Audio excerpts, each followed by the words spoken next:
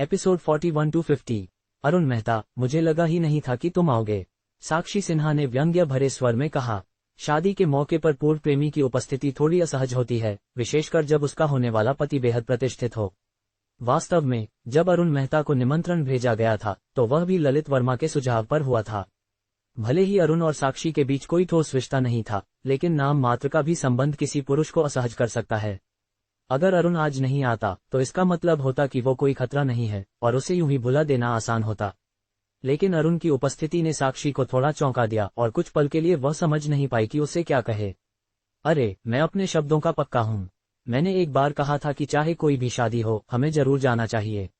मैं बस अपना वादा निभाने आया हूँ, अरुण ने शांत और अविश्वसनीय भाव से कहा। लेकिन तुम्हें खासतौर पर कार किराए पर लेने की क्या जरूरत थी? तुम्हारे लिए दिखावा इतना जरूरी है? साक्षी को लगा कि अरुण की बातों में उसके विश्वासघात का ताना छिपा है। इतनी महंगी कार किराए पर लेना भी सस्ता नहीं होता। कहीं कोई निजी कर्ज तो नहीं ले लिया? मैंने सुना है कि उन कर्जों पर तो ब्याज रोज के हिसाब से जुड़ता है। कार जल्दी लौटा देना, अगर पैसों की तंगी हो तो हम थोड़ी मदद कर सकते हैं। इतनी छोटी रकम तो मैं साक्षी के लिए दे सकता हूँ, ललित ने कहा। किराए की? अरुण ने मुस्कुराते हुए कहा, तो ऐसा ही मान लो। अरुण को सफाई देने की कोई इच्छा नहीं थी। क्या साक्षी का जाना इसी कारण नहीं था कि उसे कोई भौतिक सुख देने वाला मिल गया? जब उसने उसे पहले ही एक गरीब लड़का मान लिया था तो अब कुछ भी समझाना व्यर्थ था। वैसे भी आज तुम्हारी शादी का दिन है। मैं तुम्हें सुखद वैवाहिक जीवन की शुभकामनाएं देता हूँ। अरुण ने एक लिफाफा सौंपा जिसमें एक भी रुपया नहीं था, बस एक बैंक कार्ड था। लगता है अरुण भाई पूरी तैयारी से आए हैं, ललित ने हंसते हुए कहा। आज का आयोजन व्यापारियों और उनके उत्तराधिकारियों से भरा था, कुछ सहपाठियों को छोड़कर। ऐसे में यदि कोई भेंट 5 अंकों से कम हो तो शर्मिंदगी हो सकती है। यहाँ या तो अत्यधिक मोटे लिफाफे दिखते थे या फिर बैंक कार्ड।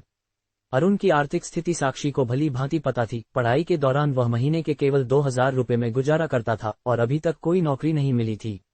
ज्यादा से ज्यादा कुछ हजार की बचत ही हो सकती थी। ये कार्ड शायद सिर्फ अपनी जेब छुपाने के लिए था। बहुत अभद्र भी नहीं होना चाहिए, अरुण ने मुस्कुराते हुए कहा। अरुण भाई को कोई आपत्ति नहीं होगी अगर हम इस कार्ड की राशि देख लें? ललित ने पास की गिफ्ट स्टॉल की ओर इशारा किया। अजनबी मेहमान वहीं अपना उपहार राशि छोड़ते और राशि व नाम लिखते थे। कृपया देख लीजिए। अरुण जानता था कि वो उसे नीचा दिखाने का कोई मौका नहीं छोड़ रहे, लेकिन इस कार्ड की राशि उन्हें निश्चित ही चौंका देगी। क्या ये पैसा देना उचित था? बिल्कुल नहीं। अरुण को तो लग रहा था कि भिखारियों को दान देना इससे ज्यादा सार्थक होता, लेकिन उसके पास इसे वापस पाने के तरीके थे। जिया, इस कार्ड की राशि देख दो। ठीक है। दुल्हन की सहेलियों में से एक जिया को ये जिम्मेदारी मिली थी। आज उन्हें अच्छी टोकन राशि भी मिली थी और उन्हें दुल्हन दूल्हे की सेवा भी करनी थी। वांग जिया ने थोड़ा झिझकते हुए कार्ड लिया। नैतिक रूप से वह अरुण की स्थिति से सहानुभूति रखती थी, लेकिन भावनात्मक रूप से साक्षी के साथ थी, इसलिए वह अरुण से कुछ असहज थी। 1.31 करोड़। जब उसने बैलेंस देखा तो वहीं स्तब्ध रह गई। क्या हुआ जिया? साक्षी को ये देखकर गुप्त रूप से संतोष हुआ। उसे लगा कि कार्ड में कुछ 1000 रुपए होंगे, शायद यह आंकलन भी ज्यादा था। वास्तव में ऐसी कार एक दिन के लिए किराए पर लेने में हजारों लगते हैं और उसने लगभग अपनी पूरी जमा पूंजी खर्च कर दी होगी। इस कार्ड में 1 करोड़ से भी अधिक है। जिया ने फिर से पुष्टि की। 1 करोड़ से अधिक? कहीं तुमने गलत तो नहीं देखा? शादी स्थल पर बैंक कर्मचारी और मशीन मौजूद थी। साक्षी तुरंत मशीन के पास पहुंची। ये कैसे संभव है? असंभव। ये नहीं हो सकता। साक्षी ने बार बार सिर हिलाया। अरुण के पास इतना पैसा कैसे हो सकता है? देख लिया ना, तो अब क्या मैं जाकर बैठ जाऊं? अरुण ने एक सौम्य मुस्कान दी और सीधे हॉल की ओर बढ़ गया। उसने मुझसे झूठ बोला। साक्षी समझ नहीं पाई कि उसे क्या हो रहा है। उसका सिर तेजी से दर्द करने लगा। अरुण, तुमने मुझसे धोखा किया। मैंने क्या झूठ बोला? अरुण मुड़ा और पूछा। तो तुम अब तक सामान्य होने का नाटक करते रहे, इसका मतलब क्या है?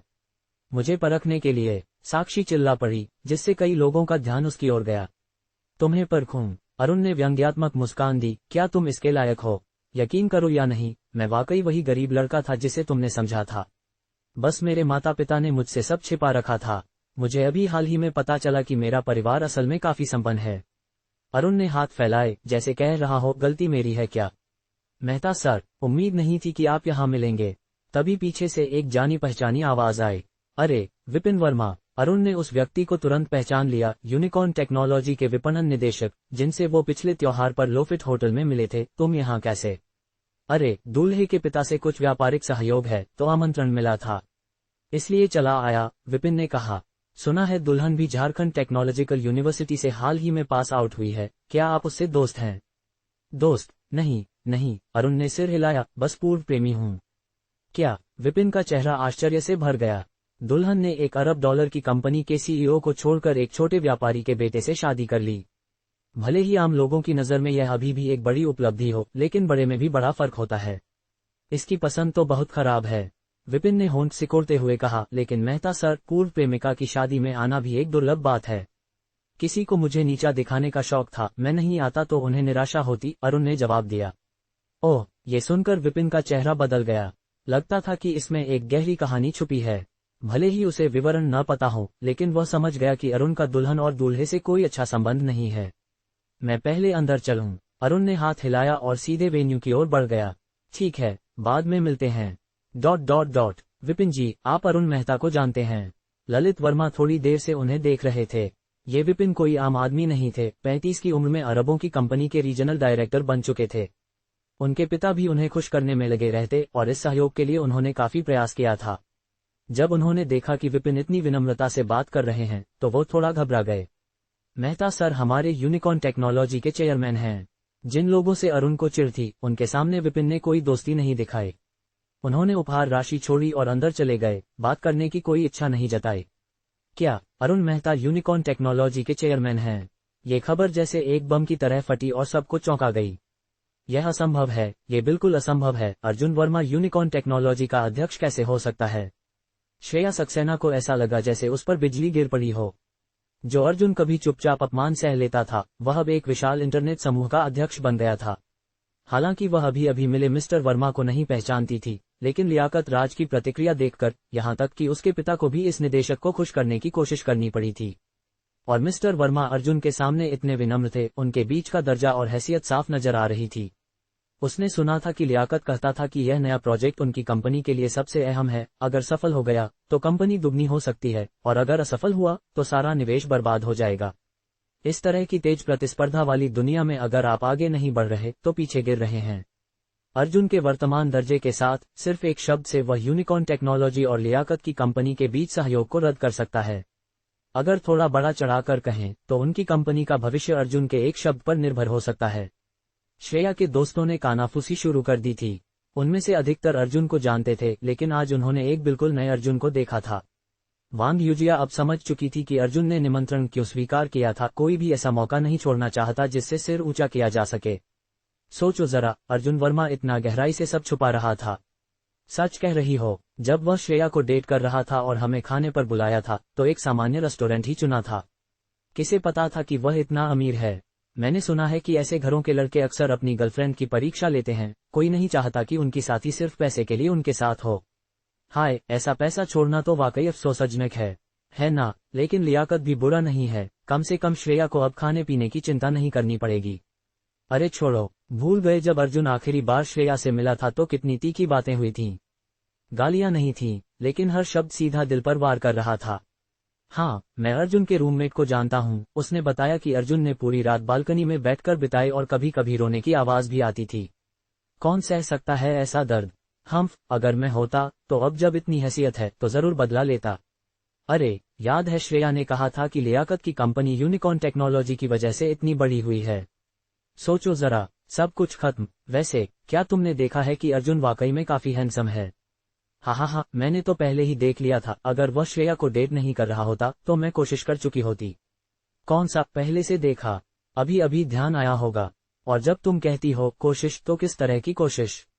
हाँ, अब समझ आया मुझे भी। वे आपस में नजरों से बातें करने लगी। बहनों, वही पुराना नियम, जो जीते वही सिकंदर। ... मिस्टर वर्मा, आपने वाकई उस जोड़े को हिलाकर रख दिया। हरीश ने श्रेया और उसके साथी की ओर देखा, जो अब भी स्तब्ध थे। हर काम की एक कीमत होती है, अर्जुन मुस्कुराते हुए बोला। मैंने तो वैसे भी भारी रकम गिफ्ट में दी है। अध्यक्ष वर्मा। उसी समय विवेक वर्मा पास आया। अध्यक्ष वर्मा, आप अकेले आए हैं? अर्जुन ने सिर हिलाया। क्या मैं आपके पास बैठ सकता हूँ? बिल्कुल। अध्यक्ष वर्मा, माफ कीजिएगा, लेकिन मैंने देखा कि आप थोड़े असहज थे। विवेक ने कहा। क्या तुम मेरे सिर के ऊपर हरी बत्ती देख सकते हो? अर्जुन ने खुद पर व्यंग्य करते हुए कहा। यह। विवेक को लगा कि उसने कुछ गलत पूछ लिया। अध्यक्ष वर्मा, क्षमा कीजिए, मेरा ऐसा कोई मतलब नहीं था। अच्छा जीवन जीने के लिए थोड़ी बहुत हरी बत्ती सहनी पड़ती है, एक बार सहन कर लो तो ठीक है। अर्जुन ने मुस्कुराते हुए कहा। वास्तव में वह इस मामले से उबर चुका था, ये श्रेया से ज्यादा उसकी अपनी भावनाओं से मुक्ति थी। वैसे अध्यक्ष वर्मा, हमारी कंपनी का कुछ बाजार सहयोग लियाकत की कंपनी से है और मैं उसका प्रभारी हूँ। क्या आप चाहें तो? उसकी जरूरत नहीं है, अर्जुन ने कहा। वह इतना क्रूर नहीं हुआ था कि दूसरों को फंसाए। हाँ, लेकिन मैंने जो 10 मिलियन से ऊपर की गिफ्ट दी है, उसे वापस पाने में तुम्हारी मदद चाहिए। विवेक बहुत समझदार था, उसे सिर्फ एक वाक्य में ही बात समझ आ गई। अध्यक्ष वर्मा, निश्चिंत रहिए, मैं ये काम चुपचाप निपटा दूंगा, किसी को भनक तक नहीं लगेगी। अर्जुन ने संतोषपूर्वक सिर हिलाया। ये रकम ज्यादा नहीं थी, लेकिन जब बात सम्मान की हो तो सामने वाला योग्य होना चाहिए। अध्यक्ष विवेक, आप भी यहाँ? अरे अध्यक्ष जोर, ये तो संयोग है। यूनिकॉर्न टेक्नोलॉजी के पूर्वी भारत बाजार के निदेशक होने के नाते विवेक के क्षेत्र में लगभग हर उद्यमी से उसकी जान पहचान थी। अध्यक्ष जो, ये हमारे अध्यक्ष मिस्टर वर्मा हैं। अध्यक्ष जो का चेहरा आश्चर्य से भर गया।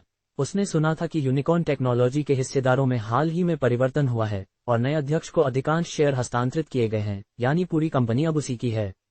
लेकिन उसका नाम अब तक एक रहस्य ही था, और वह भी इतना युवा। अध्यक्ष वर्मा, आपसे मिलकर खुशी हुई। मैं जो ललितेश, यूनिकॉर्न टेक्नोलॉजी का अध्यक्ष। यह मेरा विजिटिंग कार्ड है। अरे अध्यक्ष जो, अध्यक्ष बाई भी आ गए। अध्यक्ष विवेक, लियाकत के तो मजे हैं, आपकी उपस्थिति उनके बेटे की शादी में। हाँ, आज फुर्सत थी तो चला आया। और यह हमारे अध्यक्ष मिस्टर वर्मा हैं। अध्यक्ष वर्मा, मैं बोमी मीडिया से जो गगन हूँ। अध्यक्ष वर्मा, आप तो वाकई में युवा और होनहार हैं।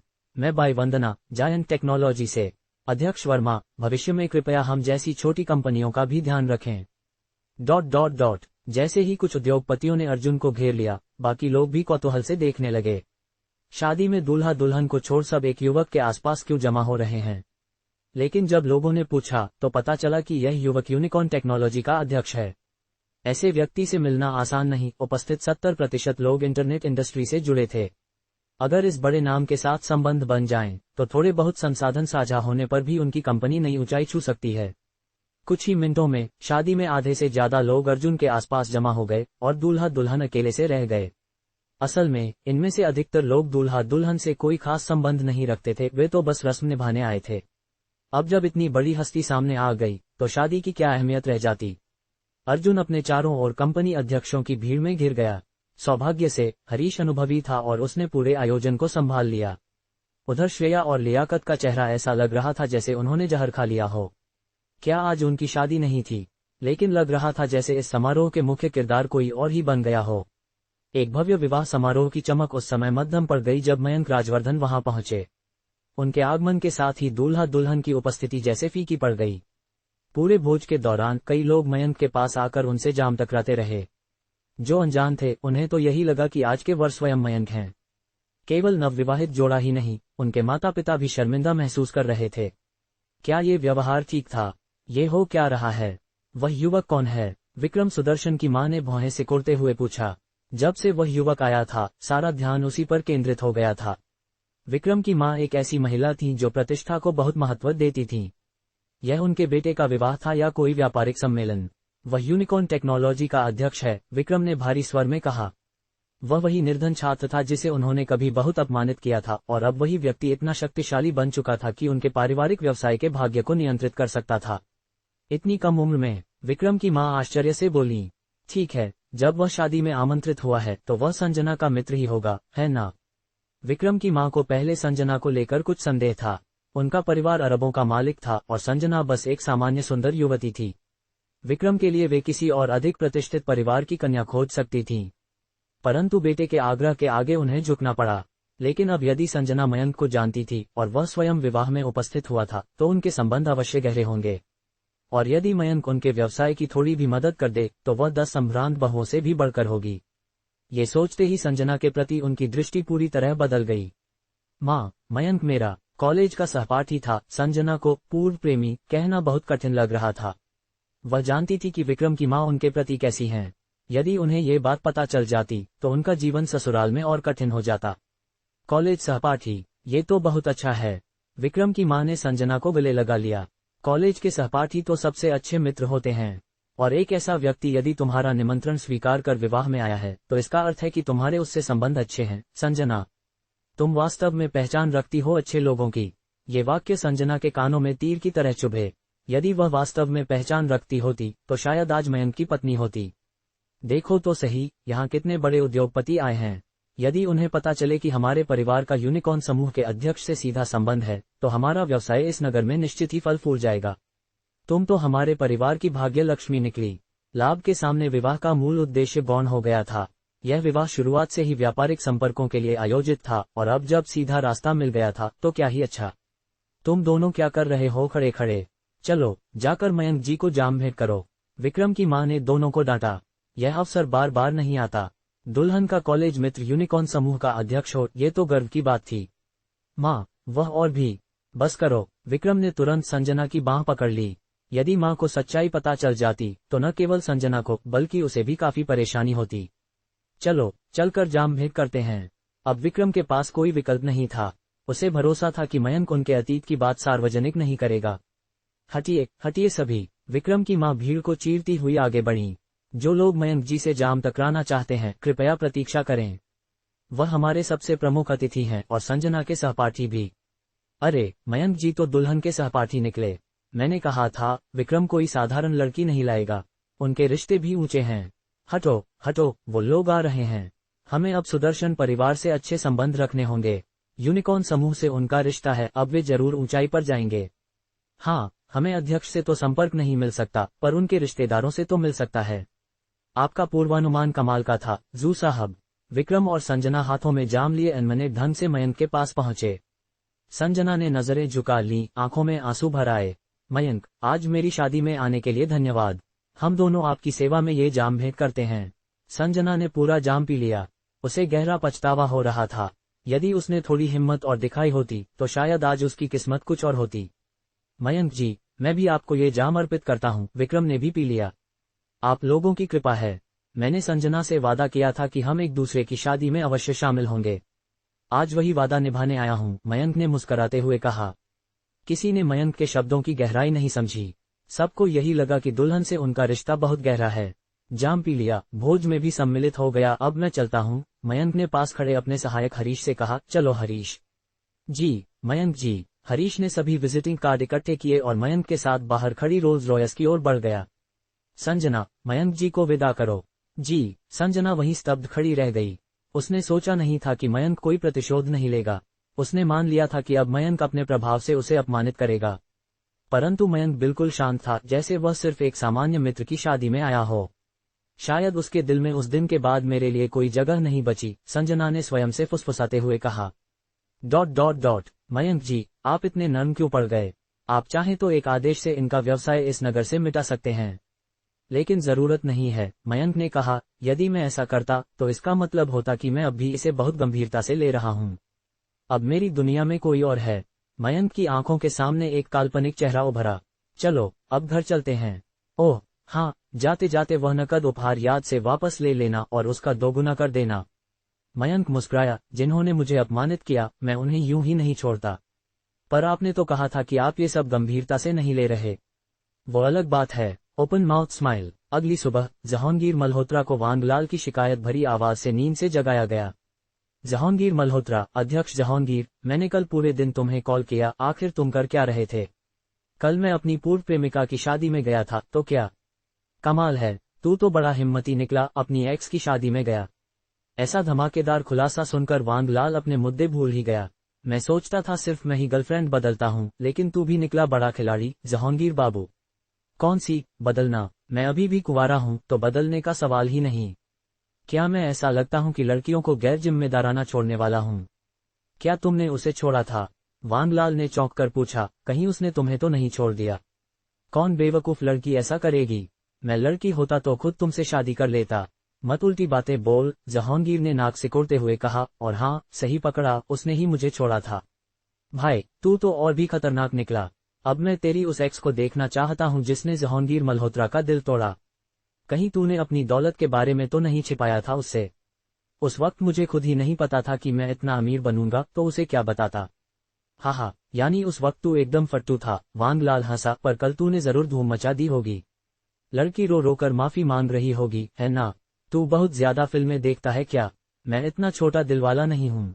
भाई ये दिल का मामला नहीं, इज्जत की बात है। अगर मेरी गर्लफ्रेंड कोई छीन ले तो मैं उसे चैन से जीने ना दूं। वैसे मेरी एक गर्लफ्रेंड के पास कुछ टॉप क्लास रिसोर्स हैं, क्यों ना थोड़ा मजा किया जाए। शादी तो करनी नहीं, बस समय बिताओ। अरे बस कर, बता क्या बात करनी थी। यार तेरी याददाश्त कमजोर है। मैंने तुझसे कहा था कि झारखंड नगर में एक नगीना सट्टेबाजी उत्सव होने वाला है। चलें, कुछ दांव लगाते हैं, मजा आएगा। अरे हाँ, मैं तो पैसा उड़ाने में इतना व्यस्त था कि भूल ही गया। पैसा उड़ाना, ये सुनकर वांगलाल को कॉल काटने का मन कर गया। मैं थोड़ी देर में पहुंचता हूँ, फिर साथ में चलते हैं। ठीक है, जहांगीर ने जवाब दिया, पर संभल के आना, मेरा घर देखकर तेरा होश उड़ सकता है। मेरे हौसले पत्थर जैसे मजबूत हैं। लोकेशन भेज दो। जहांगीर ने हंसते हुए लोकेशन भेज दी। होंग यादव, मुझे थोड़ी देर में बाहर जाना है। श्रीमान जहांगीर, क्या मुझे आपके साथ चलना चाहिए? नहीं, मैं वांगलाल के साथ नगीना बाजार देखने जा रहा हूँ। बस दुनिया देखनी है। श्रीमान जहांगीर, क्या मैं कुछ कुशल रत्न विशेषज्ञों को भेज दूं? ये लोग बहुत अनुभव रखते हैं। ठीक है, उन्हें सीधे स्थल पर बुला लो। मैं देखना चाहता हूं कि ये पत्थरों में छिपे नगीनों को कैसे पहचानते हैं। वांगलाल ज्यादा दूर नहीं रहता था। 20 मिनट में वह जहांगीर के अपार्टमेंट पर पहुंच गया। आज वह हमेशा की तरह आरामदायक कपड़ों में था, लेकिन अपनी जहर जैसी कार में आया था। भाई, तूने तो अपने घर के बाहर पेट्रोल पंप ही खोल दिया। पिछली बार जब वांगलाल आया था तो पेट्रोल पंप लगभग बन चुका था। ये तो छोटी बात है, जहांगीर ने हंसते हुए कहा। क्या आज हम ये कार लेकर ज्यादा दिखावा नहीं कर रहे? कौन सा दिखावा? आज तो ज्वेलरी और नगीना व्यवसाय के बड़े लोग आ रहे हैं। हमें भी थोड़ी शान दिखानी चाहिए। वांगलाल ने अपार्टमेंट की तरफ इशारा किया। क्या यही तेरा घर है? यही दिखाकर तू कह रहा था कि मैं दंग रह जाऊंगा। यह इलाका सच में महंगा था, लेकिन वांगलाल की 3 लाख प्रति वर्ग मीटर की विला के सामने कुछ भी नहीं था। सबसे बड़ा घर भी 100 वर्ग मीटर से थोड़ा ही बड़ा था। ये फ्लैट तो करोड़ों का होगा, है ना? लगभग 8 से 12 करोड़, जहांगीर ने जवाब दिया। हाँ, मैं सोच रहा था कि तू किसी राजमहल में रहता होगा और तू ये दिखा रहा है। मुझे बेवकूफ समझा है क्या? किसने कहा कि मेरे पास यहाँ सिर्फ एक फ्लैट है? जहांगीर ने शांत स्वर में कहा।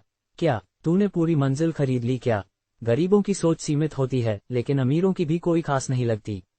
अगर हिम्मत है तो पूरी बिल्डिंग खरीद ले। जहांगीर ने पीछे की 3-4 इमारतों की ओर इशारा किया। ये वाली, वो वाली सब मेरी हैं। मैं पढ़ा लिखा नहीं हूँ क्या? मजाक मत कर। वांगलाल को तो चक्कर आने लगे। क्या मैं अकेला ही रह रहा हूँ यहाँ? मेरा शेफ, नौकर, ड्राइवर, डॉक्टर, वकील सब यहाँ रहते हैं। मैं बीच वाली बिल्डिंग में रहता हूँ। घुमा दूं एक बार? तू हरामी निकला। वांगलाल का चेहरा बिगड़ गया और फिर जैसे तैसे शब्द निकले। अब उसे समझ आया कि जहांगीर मल्होत्रा उसके अरबों की विला पर क्यों नहीं हिला। उसका घर तो जैसे कोई महल हो। क्या हुआ? एक फोटो 10 रुपये में खींचो, ग्रुप डिस्काउंट नहीं है। क्लिक। वांगलाल ने तुरंत पूरे इलाके की तस्वीर खींची और अपने वेब और सोशल मीडिया पर डाल दी। आज एक बड़े आदमी के घर आया, पूरा इलाका उसी का है। मैं तो चकरा गया हूँ। क्या वही बड़ा आदमी है जिसने तुम्हें पिछली बार स्पोर्ट्स कार दी थी? वाह, मैं इस परिसर को जानता हूँ, ये तो मेरे घर के पास ही है। कई वर्षों से इस पर बाहरी बिक्री पर प्रतिबंध था, तो क्या किसी ने इसे पूरा खरीद लिया? तुम भी कम जबरदस्त नहीं हो, इस परिसर के पास रह रहे हो। तुम्हारी संपत्ति कम से कम 1 करोड़ की तो होगी ही। वास्तव में अद्भुत। यहाँ तक कि धनी सेठ भी रो देगा। प्रधानाचार्य, कुछ तो बोलिए, आखिर ये बड़ा आदमी है कौन? मेरे एक मित्र को उसके जूते चाटने की इच्छा है। विक्रम का सोशल मीडिया पोस्ट कुछ ही मिनटों में टिप्पणियों से भर गया और उन्हीं में से एक टिप्पणी जो सबसे अधिक पसंद की गई वह थी अर्जुन की, जिसकी संपत्ति विक्रम के बराबर ही थी। जब विक्रम ने एक बार कहा था, मुझे इस बात से फर्क नहीं पड़ता कि मेरे दोस्तों के पास पैसा है या नहीं, क्योंकि वे मुझसे अमीर तो नहीं हो सकते, तो अर्जुन ने नीचे उत्तर दिया था, और मैं। विक्रम की प्रवृत्ति को देखते हुए वह आमतौर पर पलटकर जवाब देता, लेकिन उस बार उसने चुप्पी साध ली, जिससे स्पष्ट था कि अर्जुन की स्थिति उससे कम नहीं थी। मुझे मानना होगा, मैं भी अपना धैर्य खो बैठा हूँ। अर्जुन ने टिप्पणी की। हे भगवान, अर्जुन भी बाहर आ गया। ये आखिर है कौन? ऐसा व्यक्ति जिसने 2 बेहद अमीर लड़कों को भी हिला दिया। क्या हमारे देश में इससे अमीर कोई और है? लब बिने कमाल है। राज वर्मा, अगर तुम ये देख रहे हो तो मेरे लिए एक सिगरेट का पैकेट लेते आना, भारत ब्रांड वाला। ... हालांकि यह मूलतः एक रत्न पत्थर सट्टा आयोजन था, लेकिन सरकारी जांच से बचने के लिए आयोजकों ने इसका नाम रत्न पत्थर मूल्यांकन सम्मेलन रखा था। ये हाल के वर्षों का सबसे बड़ा मूल्यांकन आयोजन था, जिसमें देश भर से व्यापारी पहुंचे थे। कुछ पुराने खदानों के दुर्लभ कच्चे पत्थर यहां उपलब्ध थे और कीमतें भी अत्यधिक थीं। बिना पर्याप्त धन के कोई व्यक्ति आयोजन स्थल में कदम नहीं रख सकता था। इस आयोजन में भाग लेने वाले प्रत्येक व्यापारी के पास कम से कम 5 करोड़ रुपए की नकद संपत्ति होनी अनिवार्य थी और सभी को संपत्ति सत्यापन प्रक्रिया से गुजरना पड़ता था। इसके बावजूद आवेदकों की संख्या चौंकाने वाली थी। पिछले वर्षों में रत्न खदानों की कमी के कारण उच्च गुणवत्ता वाले कच्चे पत्थरों की कमी ने कई आभूषण और रत्न कंपनियों के लिए आपूर्ति संकट पैदा कर दिया था। छोटी कंपनियां मात्रा में व्यापार करना चाहती थीं, जबकि बड़ी कंपनियां कुछ उच्च गुणवत्ता वाले रत्नों की तलाश में थीं ताकि वे अपने ब्रांड को मजबूत कर सकें। इसलिए उच्च गुणवत्ता वाले कच्चे पत्थरों की मांग बेहद अधिक थी। प्रतिभागियों को कीमत से ज्यादा इस बात की चिंता थी कि उन्हें मनचाही वस्तु मिले। पत्थर सट्टा के नियम सरल थे, एक बार से या तो स्वर्ग या नरक। खरीदार अपने अनुभव के आधार पर अंदाजा लगाते थे कि कच्चे पत्थर में रत्न होगा या नहीं, और वहीं मौके पर पत्थर काट कर दिखाया जाता था, जो इस प्रक्रिया का सबसे रोमांचक हिस्सा होता था। यहाँ तो भीड़ ही भीड़ है। मनोज और विक्रम ने अभी अभी अपनी कार पार्क की थी। भूमिगत पार्किंग किसी कार प्रदर्शनी से कम नहीं लग रही थी।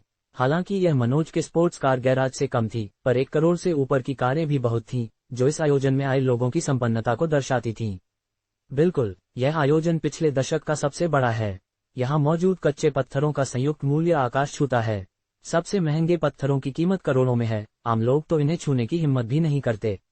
करोड़ों। मनोज की आंखें चमक उठीं। ये तो बड़ा मजेदार है। सर, कृपया अपनी संपत्ति सत्यापन रिपोर्ट और प्रवेश पत्र दिखाएं। संपत्ति सत्यापन रिपोर्ट चाहिए। विक्रम ने सुरक्षा गार्ड को घूरा। बिल्कुल नहीं, हमारे लिए सौभाग्य की बात है कि युवा मालिक विक्रम यहाँ आए हैं। एक व्यवस्थापक जो मेहमानों का स्वागत कर रहा था, तुरंत दौड़ता हुआ आया और गार्ड को डांटा। माफ कीजिए, ये गार्ड नया है और उसे प्रक्रियाओं की जानकारी नहीं है। कृपया भीतर आइए। अब बात बनी। विक्रम संतुष्ट होकर मुस्कुराया और मनोज के साथ विशाल परिसर में दाखिल हुआ, जो विश्व प्रदर्शनी की तरह भव्य था। तुम तो असली अमीरजादे की तरह बर्ताव कर रहे हो। मनोज हंस पड़ा। अरे, तुम्हें क्या पता, अगर संसाधनों का सही उपयोग न किया जाए तो उसका क्या मतलब। चलो, कुछ लोगों से मिलवाता हूँ। मनोज को यहाँ पहली बार आने पर कुछ अजीब सा लग रहा था। ये प्रदर्शनी भले ही थी, पर किसी बाजार की तरह माहौल था जहाँ छोटे व्यापारी जमीन पर बैठकर अपने पत्थर बेच रहे थे। बड़े पत्थर व्यापारियों के पास आलीशान स्टॉल थे। भाई, ये पत्थर कितने का है? 24 लाख, ले लो और निकलो।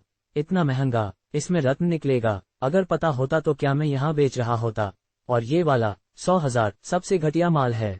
इतना महंगा, तुम्हें शर्म नहीं आती? नहीं चाहिए तो रहने दो। इतना बड़ा पत्थर, ये तो साधारण खदान का नहीं लगता। वाह मालिक, आपकी नज़र बहुत तेज है। ये पुरानी खदान से आया है। कीमत तो आप देख ही रहे हैं, चाहो तो 17 लाख में ले लो। हे भगवान, इतना घटिया पत्थर भी 17 लाख में? मनोज हैरान रह गया। तुम्हें बाजार के भाव का पता नहीं है? विक्रम मनोज के चेहरे पर पड़े हैरानी को देखकर मुस्कुराया। 2007 में एक पत्थर था, वजन था 2.1 टन, जिसे 40 लाख में खरीदा गया। सोचो, उससे कितना कमाया गया? 100 लाख। और सोचो, 500 लाख, पूरे 2000 करोड़। विक्रम बोला, उस पत्थर से 180 किलो रत्न निकला था, और वह भी उच्च गुणवत्ता का। अब अगर वही बेचे तो और भी ज्यादा मिलेगा। ओह, मनोज दंग रह गया। ये तो वास्तव में जुआ ही है। हालांकि 17 लाख का पत्थर महंगा लगता है, लेकिन अगर उसमें रत्न निकला तो उसका मूल्य कई गुना बढ़ सकता है। परंतु अधिकतर लोग सब कुछ खो बैठते हैं, दिवालिया, परिवार टूट जाना या फिर खुद की जान ले लेना। इसलिए एक अनुभवी रत्न परीक्षक बहुत जरूरी होता है। आइए उस्ताद हरिदत्त जी। तभी विक्रम ने किसी को पुकारा। एक बूढ़े आदमी, जिनके बाल सफेद हो चुके थे और चश्मा पहने हुए थे, परंतु ऊर्जा से भरपूर थे, उनके पास आए। मनोज, ये उस्ताद हरिदत्त रत्न क्षेत्र के प्रसिद्ध परीक्षक हैं। अगर मेरे पिताजी के संबंध न होते तो शायद मैं भी इन्हें नहीं बुला पाता। उस्ताद जी, ये मेरे मित्र हैं मनोज। उस्ताद हरिदत्त ने हल्के से सिर हिलाया, पर मनोज की ओर ध्यान नहीं दिया। क्या सभी गुणी लोग ऐसे ही घमंडी होते हैं? मनोज ने धीमे से पूछा। अचानक भीड़ में हलचल मच गई। हे भगवान, उस्ताद यतीन्द्रराज यहाँ हैं। क्या उन्होंने कई साल पहले संन्यास नहीं ले लिया था? और उस्ताद मंगेश भी आए हैं। वे तो देश के नंबर 1 रत्न परीक्षक माने जाते हैं। कहते हैं उनके आकलन के बाद कभी घाटा नहीं हुआ। उन्हें बुलाना तो बहुत महंगा पड़ता है। उस्ताद बैजनाथ भी आ चुके हैं। वे भी शीर्ष 3 में से एक हैं। आज ऐसी कौन सी हवा चली है जो तीनों को बुलाया गया है? ये तीनों कौन हैं? मनोज ने उत्सुकतावश पूछा। अज्ञानी बालक। उस्ताद यतीन्द्र को दिव्य दृष्टि कहा जाता है, और उस्ताद बैजनाथ व मंगेश इस क्षेत्र की शान हैं। तुम इनको नहीं जानते और यहाँ चले आए? उस्ताद हरिदत्त ने उपेक्षा से कहा। मैंने किया ही क्या जो ये मुझसे नाराज हो गए? मनोज हैरान रह गया। मनोज, हटो जरा, ये उस्ताद लोग आ रहे हैं। विक्रम ने जल्दी से कहा। भले ही ये उस्ताद मनोज से अमीर न हो, पर उनके संबंध अत्यंत प्रभावशाली थे। लेकिन सभी को आश्चर्य में डालते हुए तीनों उस्ताद सीधे मनोज के पास आए और रुक गए। श्री मनोज। तीनों ने हल्की सी झुककर अभिवादन किया। यह क्या हो रहा है? मनोज चकित रह गया, वह उन्हें जानता तक नहीं था। फिर उसे याद आया, होंगी ने उसे बताया था कि आज कुछ पेशेवर लोग उसके साथ रहेंगे। क्या ये वही रत्न परीक्षक हैं? मनोज, तुम, ये सब? हालांकि मुझे कुछ समझ नहीं आया, मनोज ने सिर खुजलाते हुए कहा, पर ऐसा लगता है कि ये तीनों उस्ताद मेरे कर्मचारी ही हैं। दरिंदा। वंशी का चेहरा बार बार रंग बदल रहा था और अंततः उसने एक अस्पष्ट शब्द निकाल ही दिया। रुको, मैं हेमंत को कॉल करता हूं और देखता हूं क्या चल रहा है। अर्जुन मेहरोत्रा ने अब भी जरूरी समझा कि हेमंत को पुष्टि के लिए फोन किया जाए। हेमंत, मैं पहले ही स्थल पर पहुंच चुका हूं। ये तीनों आचार्य योगेश, मनीष और बलवीर क्या तुम्हारे द्वारा भेजे गए हैं? हाँ, श्रीमान अर्जुन। क्या ये शिला परीक्षण के क्षेत्र में वरिष्ठ माने जाते हैं? क्या तुमने इन्हें पैसे से बुलाया है? अर्जुन ने कहा, यह जरूरी नहीं था, तुम जानते ही हो कि मैं कमाने नहीं, खर्च करने आया हूं। इससे मुझे असुविधा हो रही है। श्रीमान अर्जुन, इन तीनों आचार्यों को पैसे से नहीं बुलाया गया। ये सभी आपके परिवार से ही हैं। क्या? इसका क्या मतलब? अर्जुन थोड़े भ्रमित हो गए। श्रीमान, शिला परीक्षण एक ऐसा कौशल है जो अनुभव पर आधारित होता है। दशकों की शोध और हजारों प्रयोगों के बिना एक सच्चा विशेषज्ञ नहीं बन सकता। इन तीनों को आपके परिवार के बुजुर्गों ने ही तैयार किया है। तैयार किया? मैं समझा नहीं। सीधे शब्दों में कहें तो यह एक निवेश है। आपके पूर्वजों ने असीम धनराशि खर्च कर अनगिनत कच्ची शिलाएं खरीदी। उन्हीं के बीच इन विशेषज्ञों की कला ने खरी। पूरे भारतवर्ष में शायद आपका ही परिवार है जो इतना खर्च कर सकता है। धत्तेरे की, तो ये सच में पैसे से तैयार किए गए हैं। जब अर्जुन ने सुना कि इन शिलाओं की कीमतें लाखों से करोड़ों तक होती हैं, तो वह कल्पना कर सकते थे कि इन तीनों को तैयार करने में कितना धन जलाया गया होगा। इन तीनों आचार्यों ने बहुत पहले से ही आपके परिवार के साथ आजीवन सेवा अनुबंध किया हुआ है। जब आपको उनकी आवश्यकता नहीं होती, वे स्वतंत्र रहते हैं, लेकिन जब भी आप चाहें, वे आपकी सेवा में तत्पर रहते हैं।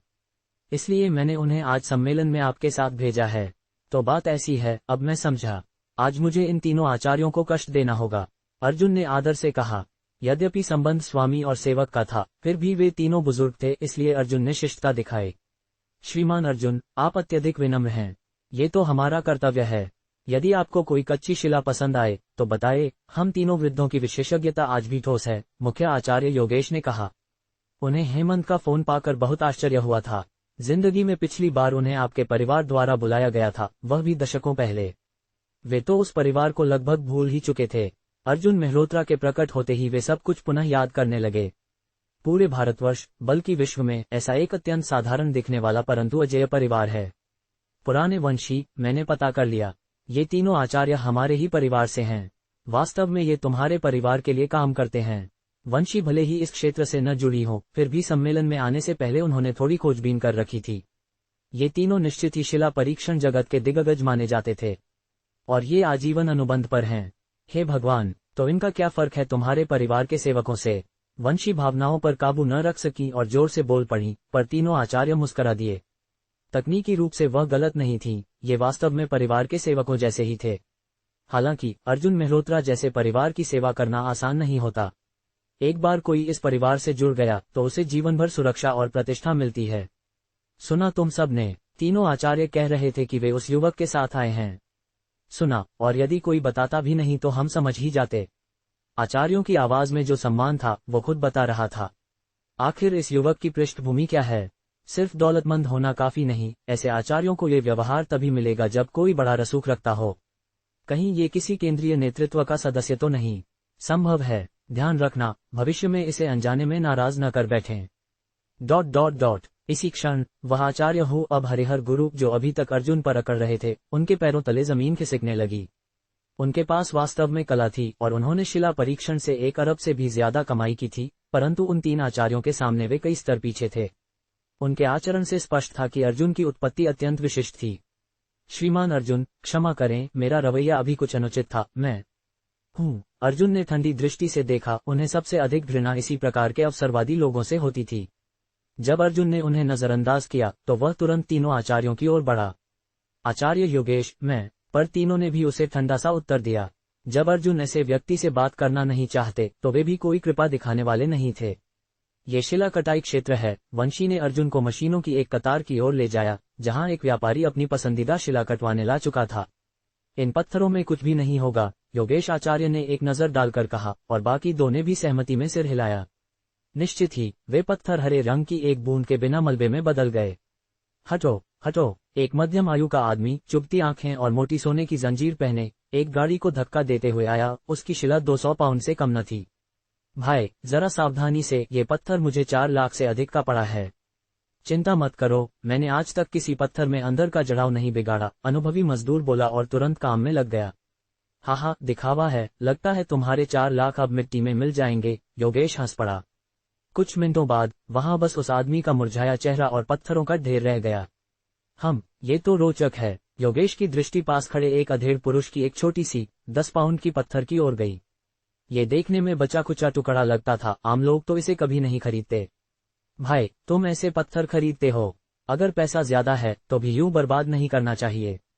हाँ, मैं तो बस भावना से खरीदता हूँ, चलो काटो। ठीक है, जैसा चाहो।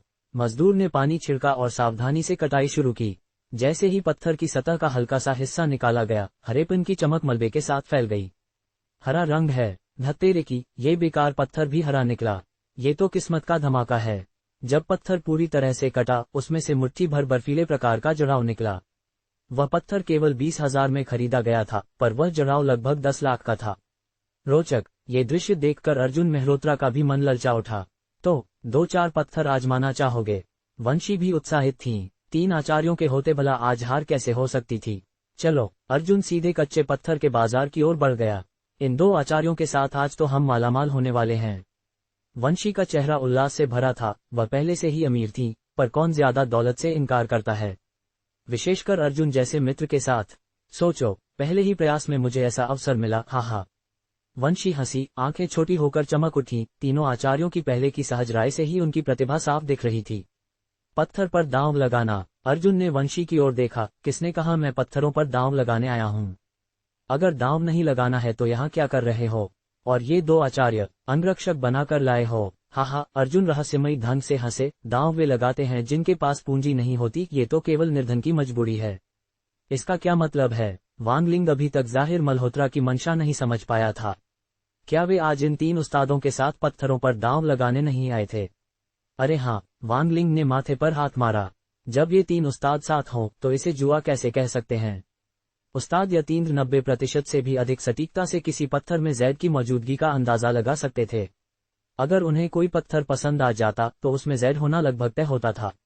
इतने बड़े विशेषज्ञों की मौजूदगी में ये जुआ नहीं, बल्कि जैद की खरीदारी थी, सीधे माल जमा करने जैसा। अगर जाहिर मल्होत्रा ने कोई जैद की दुकान खोल ली तो मुनाफा बेहिसाब होगा। लेकिन वांगलिंग फिर भी जाहिर को कम आंक रहा था। उसे लगा वो 5वीं मंजिल पर है, लेकिन जाहिर तो सीधा आकाशगंगा में था। वो सीधे एक स्टॉल पर गया। भाई साहब, इस पत्थर की क्या कीमत है? जाहिर ने एक विशाल पत्थर की ओर इशारा किया, जिसकी ऊंचाई 2 मीटर से ज्यादा और वजन कई टन रहा होगा। पूरे मैदान में ये सबसे बड़े कच्चे पत्थरों में से एक था। ये वाला 3 करोड़ 70 लाख। दुकानदार ने तुरंत आसमान छूती कीमत बता दी। जब उसने जाहिर के साथ खड़े उस्तादों को देखा, उसकी आंखों में चमक आ गई। ये तो मुफ्त का प्रचार था। अगर आप सच में लेना चाहें तो 3 करोड़ 50 लाख में ले जाए, दुकानदार ने जानबूझकर ऊंची आवाज में कहा। इतनी बड़ी कीमत सुनते ही भीड़ इकट्ठा हो गई और तीनों उस्तादों को देखकर वहां अंदर बाहर 3 परतों में लोग जमा हो गए। अब आएगा मजा। तीनों उस्ताद उतर आए हैं, बड़ा धमाका होने वाला है। इतना बड़ा पत्थर है, जैद तो निकलेगा ही। पर जरूरी नहीं, अगर सिर्फ अंडे जितना छोटा टुकड़ा निकला तो फिर भी घाटा ही है न। उस्तादों पर भरोसा करना होगा, अगर उन्होंने सिर हिला दिया तो मेला लग जाएगा। उधर तीनों उस्ताद पास आए, दस्ताने और आवर्धक शीशा पहनकर पत्थर का गहन निरीक्षण करने लगे। उनकी तकनीकें और कोण देखकर तमाम दर्शक मंत्रमुग्ध हो गए। कई तो उनसे कुछ सीख लेने की आशा में देख रहे थे, ताकि जिंदगी में पैसों की चिंता न रहे। कुछ मिनट बाद तीनों ने एक साथ सिर हिलाया और लंबी सांस लेते हुए बोले, जाहिर जी, इस पत्थर में हरा जैद तो है, लेकिन इसमें घाटा ही होगा। आप कोई और देखें। ये चारों ओर से भीड़ में सिहरन सी दौड़ गई। मैंने कहा था, ये पत्थर सिर्फ बड़ा है, धोखा है। हाँ, अब दुकानदार की तो बैंड बज गई। उस्तादों ने कह दिया घाटा है, अब कौन खरीदेगा? किस्मत ही खराब थी उसकी। हाँ, सच में। दुकानदार का चेहरा एकदम लटक गया। ये पत्थर बेहद भव्य था और इसका मूल मूल्य ही 2 करोड़ से अधिक था। अब जब उस्तादों ने कह दिया कि घाटा है तो कौन खरीदेगा? अगर कोई खरीदे भी तो क्या वह उस्तादों को झूठा साबित करेगा? मैं लूंगा इसे, कोई छूट नहीं चाहिए। जैसे बताया 3,70,00,000 बिना मोलभाव के। जाहिर मल्होत्रा ने सीधे अपना बैंक कार्ड निकाल लिया। कहाँ स्वाइप करना है? दिमाग खराब हो गया है क्या? वांग लिंग ने जाहिर का हाथ झटक दिया। उस्तादों ने कह दिया है घाटा होगा और फिर भी तुम खरीद रहे हो। पागल हो क्या? सिर्फ वांग लिंग ही नहीं बल्कि तीनों उस्ताद भी स्तब्ध थे।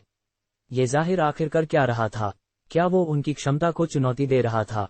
लेकिन वे कुछ कह नहीं सकते थे। आखिरकार जाहिर मालिक था और वे सिर्फ कर्मचारी। मैं एकदम होश में हूँ, जाहिर हंसते हुए बोला, और ये वाला, वो वाला और सबसे बड़े तीनों सब मुझे चाहिए। भाई साहब, इन तीनों की कुल कीमत 5,30,00,000 है। क्या आप सच में सब ले रहे हैं? जाहिर जी, उन दो में तो और भी कम संभावना है जैद की, सोचिए। शानदार। उस्तादों की सलाह ने जाहिर को और भी उत्साहित कर दिया। भाई साहब, सब चाहिए, चलो कार्ड स्वाइप करवाओ। ठीक है, ठीक है। दुकानदार घबरा गया कि कहीं जाहिर का मन न बदल जाए। उसने तुरंत पीओएस मशीन निकाल ली। सबकी आंखों के सामने जाहिर ने भुगतान पूरा कर दिया। ये क्या तमाशा है? कुछ समझ नहीं आ रहा, कोई बड़बड़ाया। ये कोई उल्टा जुआ तो नहीं? समंदर किनारे का फॉर्मूला। समंदर क्या? अगर तीनों उस्ताद कह दे घाटा है तो बस घाटा है। आज रात छत पर ही जाना पड़ेगा। फोन साहब, ये तीनों उस्तादों ने एक दूसरे की ओर देखा। आंखों में उलझन थी। वे सोचते थे कि आज नए मालिक के सामने अपनी विशेषज्ञता दिखाएंगे, लेकिन वे तो जैसे सिर्फ सजावट बनकर रह गए थे। जाहिर ने उन्हें कोई मौका ही नहीं दिया। उनकी आत्मा भी टूट चुकी थी। भाई साहब, ये कितना? 1,80,00,000। जाहिर जी, ये तो बेकार पत्थर है। ओह हाँ, ठीक है, ये भी ले लिया। ये कितना? 2,40,00,000। ये तो सही लग रहा है। गुणवत्ता अच्छी लग रही है, मुनाफा हो सकता है। ले लिया। इस तरह चलते चलते जाहिर मल्होत्रा ने दर्जनों कच्चे पत्थर खरीद डाले। कुल मिलाकर 10 अरब से अधिक की खरीदारी कर डाली। चाहे उस्तादों ने मुनाफे की बात की हो या नुकसान की, जाहिर ने सब खरीद लिया, उनकी सलाह को पूरी तरह अनदेखा करते हुए। जाहिर मल्होत्रा, तुम पत्थरों पर दांव लगाने नहीं, भंडारण करने आए हो। वांग लिंग अब पूरी तरह अवाक हो चुका था। मैंने तो कहा ही था कि गरीब लोग पत्थरों पर दांव लगाते हैं किस्मत बदलने के लिए। मुझे इसकी जरूरत नहीं है। जाहिर अब भी उत्साह से पत्थर चुन रहा था। अगर हर पत्थर में जैद ही निकले तो मजा ही क्या? रोमांच खत्म हो जाएगा। कौन आता है यहाँ मजे के लिए? जाहिर की ये बात सुनकर आसपास खड़े सबने मन ही मन उसे गालियां दी। सब यहाँ कम पैसों में कीमती जैद पाने की उम्मीद में आते हैं। कौन पागल है जो रोमांच के लिए यहाँ आए? यहाँ पत्थर लाखों करोड़ों के होते हैं, एक गलती और सब गया। और ये जनाब रोमांच की बात कर रहे हैं, क्या इनके पास पैसा बहाव में है?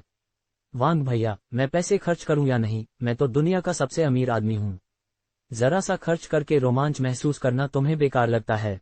तुझे केला बना दूंगा। वांग लिंग आखिर झल्ला उठा। जहर है तू, पैसा है तो इस तरह उड़ाएगा। पता है मैंने अभी कितना खर्च किया? जाहिर ने पूछा। कई अरब। और पता है वो कमाने में मुझे कितना वक्त लगता है? वांग लिंग ने सिर हिला दिया। अभी कमा लिया। तू? वांग लिंग कुछ बोलना चाहता था लेकिन मुट्ठी खोल दी। अब उसे समझ आ गया था कि ये आदमी इंसान नहीं, राक्षस है। हाँ, दूसरों को जाहिर का ये व्यवहार फिजूल खर्ची लगता होगा, लेकिन जाहिर के लिए ये बस सांस लेने जितना मामूली था। जैसे कोई आम आदमी 10 रुपए माइनस 20 रुपए खर्च करके खुश हो जाता है, वैसे ही जाहिर के लिए अरबों खर्च करना भी मामूली बात थी। लगता है जितना समय मैं तुम्हारे साथ बिताता हूँ उतना ही मेरा विश्व दृष्टिकोण चरमरा जाता है, वांग लिंग ने कड़वी मुस्कान के साथ कहा। तुम्हारे दोस्त बनकर तो किसी दिन पागलखाने जाना पड़ेगा। चिंता मत करो, अगर वो दिन आ गया तो सब इंतजाम मैं करूंगा। मेरे पास अपने पागलखाने हैं, सबसे अच्छे डॉक्टर, सबसे बढ़िया कमरे और सबसे सुंदर नर्सें तुम्हारे लिए। जाहिर मल्होत्रा, अब तो तू गया। जाहिर को वांग लिंग के साथ मजे करता देख तीनों उस्ताद एक दूसरे को देखने लगे। उन्होंने सोचा था कि वे आज अपना कौशल दिखाएंगे, लेकिन असल में तो वे केवल शोपीस बनकर रह गए। जाहिर मल्होत्रा ने कभी उन्हें सच में इस्तेमाल करने का इरादा ही नहीं किया। एक चक्कर लगाने के बाद जाहिर मल्होत्रा अब तक 200 से अधिक कच्चे पत्थरों की खरीदारी कर चुका था। लगभग पूरे मैदान में जितने भी करोड़ों की कीमत वाले पत्थर थे वो सब उसने अपने लिए ले लिए। किसी ने चुपचाप इन पत्थरों की कीमत का अनुमान लगाया। कुल मूल्य लगभग 5,000 करोड़ रुपये तक पहुंच रहा था। कई रत्न व्यापारी दूर दूर से आते हैं। उन्होंने लोगों को एक पत्थर के लिए करोड़ों खर्च करते देखा है, और उन्होंने ऐसे भी लोग देखे हैं जो बहुत ही उच्च गुणवत्ता और आकार के जैद के लिए अरबों तक खर्च कर देते हैं। लेकिन ये पहली बार था जब किसी को एक साथ 5,000 करोड़ एक ढेर बेकार पत्थरों पर उड़ाते हुए देखा जा रहा था। 3 उस्तादों की राय के अनुसार जाहिर मल्होत्रा द्वारा खरीदे गए इन 200 से अधिक पत्थरों में से मुश्किल से 10 पत्थरों में हरित जैद निकलने की संभावना थी, और वे भी शायद किसी एक पत्थर की लागत भी पूरी न कर सकें। इस हिसाब से अगर इन 5,000 करोड़ में से 1,000 करोड़ भी वापस मिल जाएं तो यह चमत्कारी होगा। और अगर किस्मत खराब निकली तो सिर्फ 100-200 करोड़ ही वापसी में मिलेंगे। उस स्थिति में शायद जाहिर रोते रोते सोए। तू क्या किसी शमशान घाट का विकास करने जा रहा है? वांग लिंग अब पूरी तरह निरुत्तर थी। अगर जाहिर अकेला ये सब खरीदता तो समझ में आता, लेकिन साथ में ये तीनों विशेषज्ञ थे और उन्होंने साफ कहा था कि घाटा होगा, फिर भी उसने सब खरीद लिया। अगर वो पागल नहीं है तो जरूर कोई और वजह है। शमशान घाट कैसा? मैं तो बस ये देखना चाहता हूं कि ये तीनों उस्ताद कितने काबिल हैं, जाहिर मुस्कुराते हुए बोला। तूने 5,000 करोड़ खर्च कर दिए सिर्फ इन तीनों की काबिलियत पर रखने के लिए। वांग लिंग ने जब ये सुना तो उसका मुंह खुला का खुला रह गया। अगर वो होती तो इतने पैसे में उच्च गुणवत्ता का जैड खरीदती, खूबसूरत गहने बनवाती और फिर लड़कियों को रिझाती, मजा ही आ जाता। ठीक है, बस बहुत हुआ। अगर हम और खरीदते रहे तो बाकी दुकानदारों का धंधा बंद हो जाएगा। जाहिर ने हाथ झाड़ते हुए कहा, चलो अब समय है पत्थर काटने का, अब चमत्कार देखने का समय है। मैं तेरा चमत्कार देख लूंगी। अगर आज के दिन तू ये 5,000 करोड़ वापस कमा ले तो मैं ये सारे पत्थर खा जाऊंगी। वे पत्थर जिनके बारे में तीनों उस्ताद कह चुके थे कि उनमें हरा जैड नहीं है, वो तो मानो मृत्युदंड पा चुके थे। हाँ, गलती की संभावना तो रहती है, लेकिन वो भी तब जब कोई पत्थर गलत तरीके से जैड युक्त बताया गया हो। लेकिन किसी को जैड रहित कह देना और उसमें जैड निकल आए, ये संभावना 1% से भी कम थी। जब तक जाहिर के पास कुबेर भगवान का भाग्य न हो, उसके 5,000 करोड़ निश्चित रूप से डूबने वाले थे। चलो भैया, मदद की जरूरत है, जाहिर ने पुकारा। काम बहुत बड़ा है, सबको मेहनताना 10,000 मिलेगा। 10,000 रुपए हर किसी को। पत्थर काटने वालों ने जैसे ही सुना उनकी आंखों में चमक आ गई। इतना दयालु ग्राहक उन्होंने आज तक नहीं देखा था। ये तो खुद धन के देवता बनकर आया था। वे तुरंत पूरी लगन के साथ लग गए और 200 से अधिक पत्थरों को काटने में जुट गए। भीड़ और बढ़ती जा रही थी। हालांकि किसी को चौंकने जैसा कुछ नहीं लग रहा था, लेकिन सब देखना चाहते थे कि ये धनकुबेर जब अपना सब कुछ गंवाएगा तब उसका चेहरा कैसा होगा। बेकार पत्थर। पहला पत्थर जो 500 किलो से अधिक भारी था, जब मलबे के ढेर में बदल गया तो ये साफ हो गया कि जाहिर के 1.8 करोड़ रुपए डूब चुके थे। सबकी नजरें एक साथ जाहिर के चेहरे पर टिक गईं, लेकिन उसे कोई फर्क नहीं पड़ा, बल्कि ऐसा लग रहा था जैसे हंसी रोक रहा हो। मूर्ख मनुष्यों को क्या पता कि मेरे लिए पैसे खर्च करना भी एक कार्य भर है। लोग चाहे जाहिर को पागल समझें, लेकिन वे उसकी सोच नहीं समझ सकते। फिर बेकार पत्थर और एक बेकार पत्थर, एक के बाद एक पत्थर करते गए और नीचे धूल व मलबे की परतें जमती गईं। सफाई कर्मचारी ट्रॉलियों से इन बेकार पत्थरों को हटाने लगे। 20 से अधिक पत्थर काटने के बाद भी एक कण भर भी जैड नहीं मिला। जाहिर, तेरी किस्मत तेरे सिर पर चढ़ गई है, वांग लिंग ने चिढ़ाते हुए कहा। एक बार और बोल, जाहिर ने उसे घूरते हुए कहा। यकीन नहीं है, मैं तेरे पूरे वांडा ग्रुप को खरीद लूंगा और तुझे बेरोजगार बना दूंगा। ओहो, जबरदस्त है तू। वांग लिंग जानती थी कि जाहिर मजाक कर रहा है, लेकिन साथ ही वो ये भी जानती थी कि जाहिर के पास वास्तव में ऐसा करने की ताकत थी। हरा दिखा, हरा दिखा। इतने में भीड़ में से कोई चिल्लाया। 20 से ज्यादा पत्थर काटने के बाद अगर एक में जैड मिल जाए तो भी वो स्वीकार्य माना जाता है, लेकिन अभी ये देखना बाकी था कि उसका आकार कितना है। आईसी जैड लग रहा है और रंग भी बढ़िया है। आकार कितना बड़ा होगा पता नहीं, काफी बड़ा लग रहा है। कर्मचारियों ने अब और भी सावधानी बरती, जब तक कि आखिरी परत हटाकर पूरा जैड सामने नहीं आ गया। हिसस, ये तो जैकपॉट लग गया। ये जैड कम से कम 10 किलो का तो होगा। इस रूप और गुणवत्ता के साथ इसकी कीमत कम से कम 8 करोड़ तो होगी। लेकिन क्या फायदा, इन 20 पत्थरों में ही कई 100 करोड़ खर्च हो गए हैं। 8 करोड़ मिल भी गए तो भी कुछ नहीं होगा, आज तो घाटा पक्का है। भाई साहब, ये जैड मुझे बेच दीजिए। इतने में एक भारी शरीर वाला अधेड़ व्यक्ति सामने आया। माफ कीजिए, ये मैं बेचने के मूड में नहीं हूँ, जाहिर ने तुरंत मना कर दिया। क्या ये मजाक है? इतनी मेहनत से 100 करोड़ खर्च किए और अब बेच दे? फिर दोबारा उतने खर्च करने पड़ेंगे, इतना मूर्ख कोई नहीं होता। भाई साहब, इतना जल्दी मना मत कीजिए, ये मेरा विजिटिंग कार्ड है। उस अधेड़ व्यक्ति ने सुनहरे उभरे अक्षरों वाला कार्ड आगे बढ़ाया। येरुई जेम्स का चेयरमैन यशवंत मुरारी। हे भगवान, ये तो सच में येरुई जेम्स के चेयरमैन हैं। अरे वाह, मैं तो चौंक ही गया। येरुई देश की टॉप 5 ज्वेलरी कंपनियों में से है, तभी तो इतनी बड़ी कीमत की बोली लगाने की हिम्मत है। लोगों ने तुरंत उस व्यक्ति की पहचान कर ली। मैंने सुना है किसी ने 8 करोड़ की बोली लगाई थी। अगर वो कम लगे तो मैं 9 करोड़ देने को तैयार हूँ। चारों ओर एकदम सन्नाटा छा गया। 1 करोड़ का सीधा इजाफा ये सिर्फ किसी बड़े उद्योगपति द्वारा ही किया जा सकता था। माफ कीजिए, ये जैड मैं 100 करोड़ में भी नहीं बेचूंगा, जाहिर ने विनम्रता से कहा। क्या मैं किसी मुनाफे के लिए यहाँ आया हूँ? सभी ने सिर हिला दिया। जाहिर की हरकतों को देखकर कोई नहीं मान सकता था कि वो पैसे कमाने आया है। वो तो बस पैसे जलाने आया था। आज मैं सिर्फ अपनी किस्मत देखने आया हूँ और तीनों उस्तादों की परख करना चाहता था। पैसे की मुझे कोई परवाह नहीं, जाहिर ने मुस्करा कर कहा। ये मेरा पहला जैद है, मैं इसे मरवाकर अपनी स्टडी में स्मृति चिन्ह की तरह रखूंगा। यह अधेड़ व्यक्ति निरुत्तर रह गया। ऐसा पहली बार हुआ था जब उसने किसी को पैसे में दिलचस्पी न लेते देखा था। ठीक है, फिर मैं ज्यादा जोर नहीं डालूंगा। मन ही मन उसे अफसोस हुआ, क्योंकि ऐसे आकार का जैद दुर्लभ था। कटाई जारी रही और अब बस अंतिम दर्जन पत्थर बचे थे। उनमें से कुछ में जैद निकला, लेकिन कोई भी पहले वाले से न तो आकार में और न गुणवत्ता में बराबरी कर सका, नुकसानदेह था। आखिरकार एक विशाल पत्थर मशीन पर चढ़ाया गया। ये वही था जो सबसे बड़ा था, 1.8 टन वजन, और जिसकी कीमत 6.2 करोड़ थी। लेकिन तीनों उस्ताद पहले ही कह चुके थे कि इसमें जैद नहीं है। चलो हटो, अब कुछ नहीं बचा देखने को। कई लोगों की जिज्ञासा अब खत्म हो चुकी थी। रुको, नहीं, ये असंभव है, ये तो सम्राट शाही बैंगनी जैद है। हे भगवान, तीनों उस्तादों ने गलती कर दी। यह असंभव है। न सिर्फ आसपास के तमाम दर्शक, बल्कि तीनों विशेषज्ञों की आंखों में भी गहरा आश्चर्य साफ झलक रहा था। उस कच्चे पत्थर को लेकर वे लगभग 100% सुनिश्चित थे कि उसमें जैद जवाहर नहीं निकलेगा, और इस पर तीनों की राय एक जैसी थी। तर्क के अनुसार ऐसा कुछ होना ही नहीं चाहिए था। हे, लगता है इस बार मेरी गणना चूक गई। गुरु यतीन्द्र ने ज्यादा देर तक बात को नहीं खींचा, क्योंकि इस पेशे में खुले दिमाग से चीजों को स्वीकारना सबसे जरूरी होता है। इंपीरियल पर्पल, ऐसा रंग और गुणवत्ता तो अत्यंत दुर्लभ है। कटिंग जारी रखो, ये टुकड़ा शायद उस बर्फीले जैद से भी बड़ा निकले। ये सच में एक खजाना है। रत्न बाजार में ऐसे जवाहर बहुत अरसे बाद देखने को मिलते हैं। फोटो लो, वीडियो रिकॉर्ड करो। जैसे ही लोग बिखरने लगे थे, अचानक भीड़ फिर से जुट गई।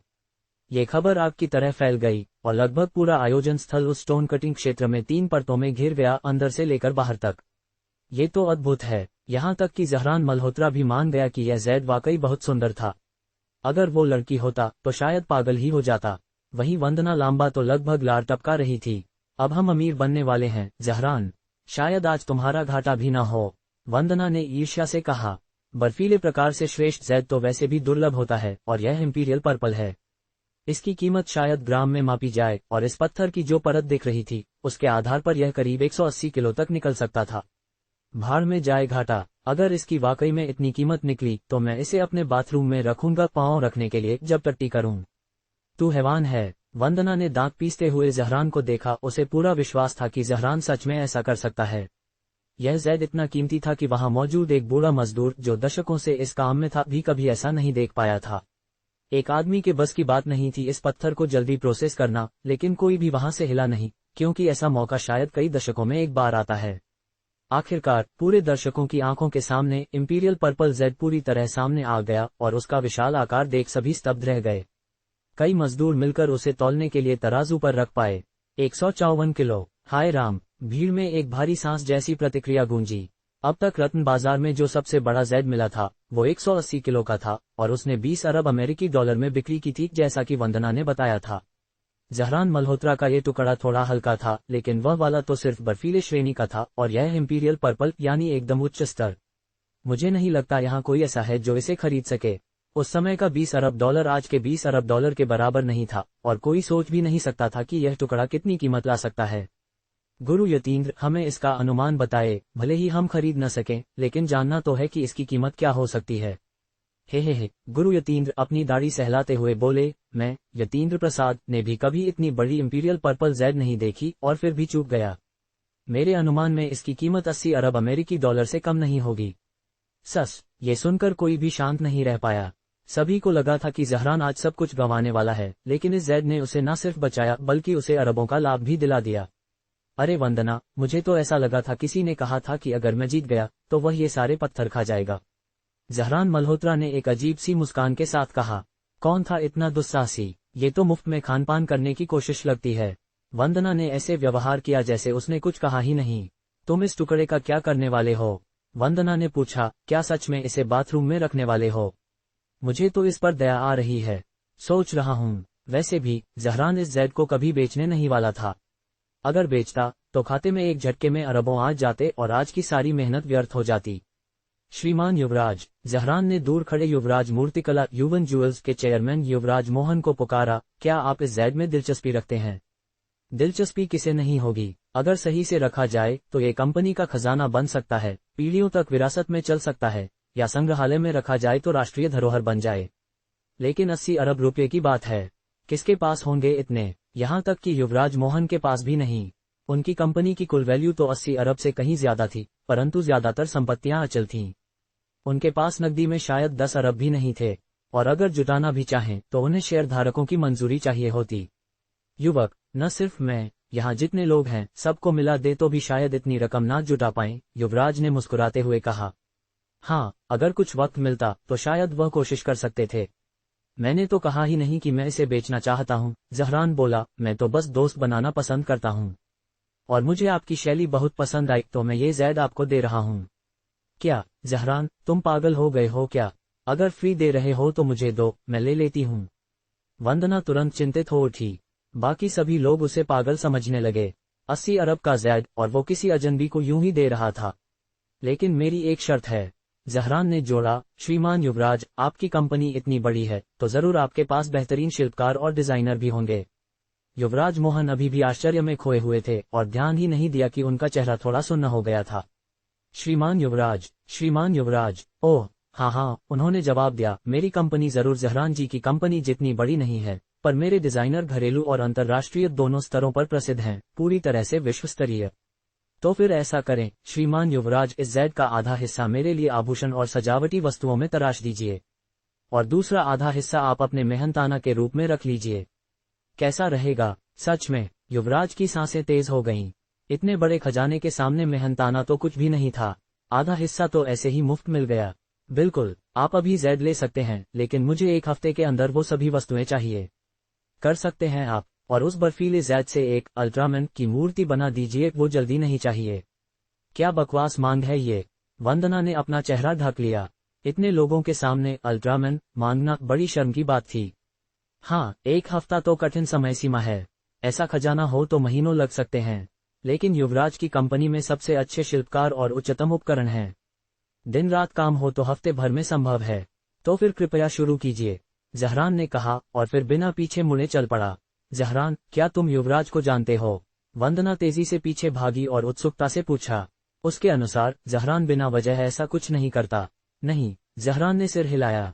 तो फिर मुझे वाकई में और पैसे नहीं कमाने, और मुझे वो आदमी अच्छा लगा। तो फिर मुझे दे दो, जो वो कर सकता है मैं भी कर सकती हूँ। मुझे तुम्हारी शैली पसंद नहीं। जहरान ने उसे तिरस्कार से देखा। जब तक तुम वो पत्थर खा नहीं सकती, मैं खाऊंगी तुम्हारी सुअ की खाल। लखन सिंह ने अत्यंत लालच भरी निगाहों से सामने रखे हुए कांचीपुरम सम्राटी माणिक्य पत्थर को देखा। ये पत्थर झील के किनारे से मिला था।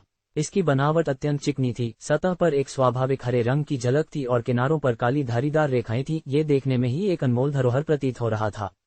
गुरुजी, आपका क्या विचार है? विक्रम ठाकुर ने उत्सुकता से पूछा। रत्न विशेषज्ञ आचार्य महेश ने चश्मा ठीक करते हुए पत्थर की ओर गहन दृष्टि डाली, फिर गंभीर स्वर में बोले, इसकी ऊपरी सतह अत्यंत उच्च कोटि की है। यदि अंदर तक यही गुणवत्ता रही तो यह निश्चित रूप से एक सम्राटी माणिक्य होगा। सम्राटी माणिक्य? विक्रम ठाकुर की आंखों में चमक आ गई। सम्राटी माणिक्य वह दुर्लभ रत्न होता है जिसकी चमक, रंग और शुद्धता इतने अनुपम होते हैं कि उसे केवल सम्राट, राजा महाराजा या उच्च कोटि के रत्न संग्रहकर्ता ही खरीदते हैं। इसकी कीमत करोड़ों में होती है। विक्रम ठाकुर ने कांपते स्वर में कहा। इसका तो यहीं काट कर देखो लखन भाई। लखन सिंह ने सिर हिलाया। उन्होंने पास खड़े आधिकारिक रत्न कटर राजेश नाइक को इशारा किया। राजेश ने अत्यंत सावधानी से ब्लेड चलाया। कच, एक महीन ध्वनि के साथ पत्थर की परत खुली। सभी की नजरें उस खुलते हुए पत्थर पर टिकी थीं।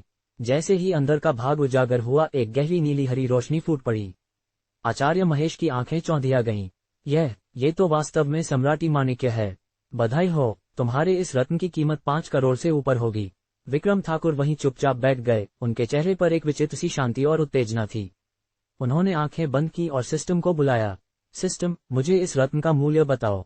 ग्रेटर दैन सिस्टम, कांचीपुरम सम्राटी माणिक्य का मूल्य 5 करोड़ 70 लाख रुपए। विक्रम ठाकुर के होंठों पर एक सधा हुआ मुस्कान तैर गई। आज से मेरा भाग्य बदल गया।